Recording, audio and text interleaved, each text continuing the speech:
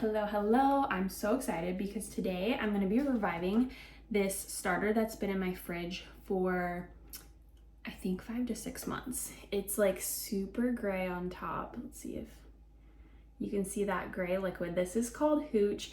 When hooch can typically be clear, but when the longer it sits, it will kind of turn this grayish color.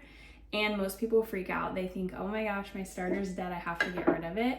But this is totally fine. All right, we're gonna open it up and check it out.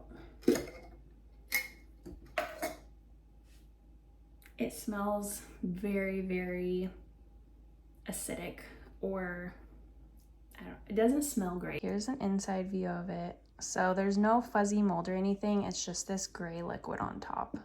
Okay, so when you get hooch like this, you have options. You can stir this in. It will just, create more flavor and stuff for it.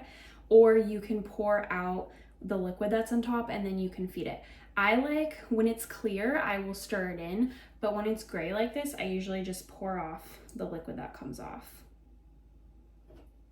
All right, and then we are just going to feed it with half a cup of flour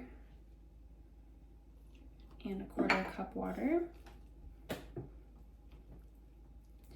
And sometimes when your starter has sat for a really long time like this in the fridge, it actually develops a lot better flavor. So we got this mixed up. It is all ready to go. It will just basically be reactivated.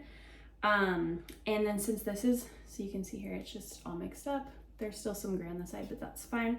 Since this is my backup starter, I don't use this one actively. This is my starter that I have in case my other starter breaks, like the jar breaks or it gets moldy or something, which hasn't in over 3 years, but it's always nice to have a backup. So this is a branch off of my main starter that's over 3 years old. And I'll just put the lid back on. We'll put it back in the fridge. If you're new here or you haven't subscribed yet, be sure to hit the subscribe button before you go.